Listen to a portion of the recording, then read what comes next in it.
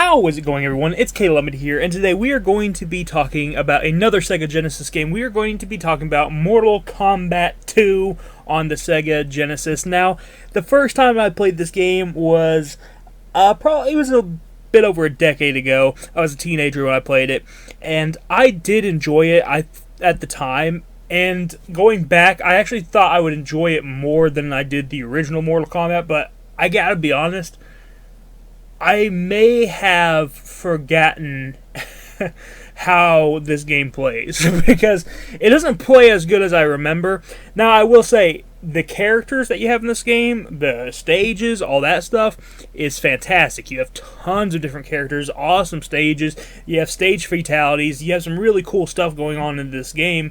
They definitely just, they went all out when it comes to just adding more characters, and they really simplified the tower as well. You know, I like the way they've done the tournament in this one, because the tournament in other Mortal Kombat games, in the first Mortal Kombat game, I wasn't a huge fan of, but they did slim it down. However, they messed up the gameplay on this one really badly. So, this game will actually cheat you.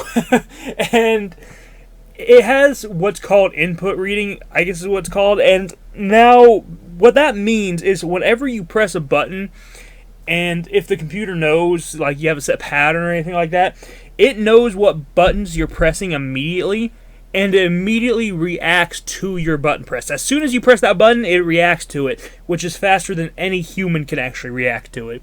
It's a really, honestly, just kind of, it's very cheap. It's a very fake, artificial difficulty that I do not personally enjoy, and it kind of ruins the experience of Mortal Kombat 2. I didn't really remember this, when I was a teenager, but maybe I just didn't really pay attention that much, because now, playing as an adult, I really notice it, and it just kind of takes away from the fun of this game, And if you want, there's plenty of people that dive into it and dive into the algorithm that is actually in these games, the actual, like, computer code that kind of, like, scales up the difficulty each fight. There's a bunch of videos online about it that you can go watch. Just look up Mortal Kombat cheats you, Mortal Kombat 2 cheats you, and you can find all sorts of videos about it, because there's a lot of people talking about it these days. It really does cheat you, and I'm glad that people are calling it out. I'm glad that people aren't just being like, it's an old game, who cares? I'm glad that people are realizing it now and being like, this is not how you do video games. This is actually a really bad way to do video games.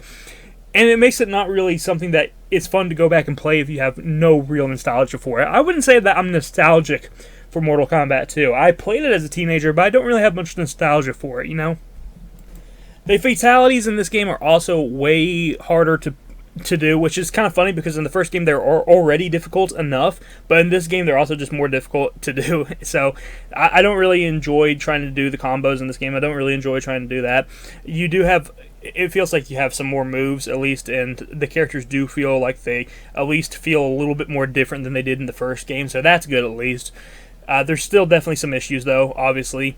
I just wish that the controls read your movements a bit better. I feel like the computer reads your movements just fine, but with your actual character, I wish whenever you pressed a button, it would always react the way that you want it to, but sometimes it just doesn't really feel like it is doing what you think it should. So, you put in the combos right, you put in the button combinations right, and it completely ignores it sometimes, and I'm not really a huge fan of that, so that's something I definitely got to kind of take away on this game as well. Now, is it all negative? No, it's not all negative. This game, I will say, it looks great. It looks great. It has a great sound to it. I love the soundtrack. I love the actual audio. I think the sound design is fantastic, all that stuff. The sprites are, well, they actually did the full motion video again for this one, the actual capture, and it looks great. I love the way that this looks. Obviously it is dated looking, but it does have that kind of nostalgic look to it.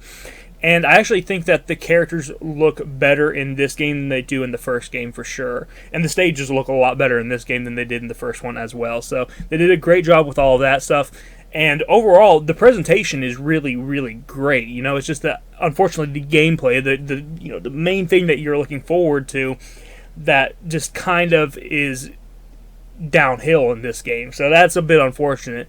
I understand why people like this game, because when you go from Mortal Kombat 1 and you only have a handful of characters, then you go to Mortal Kombat 2 and you have just a ton of characters. I understand loving that addition. I understand loving the stages.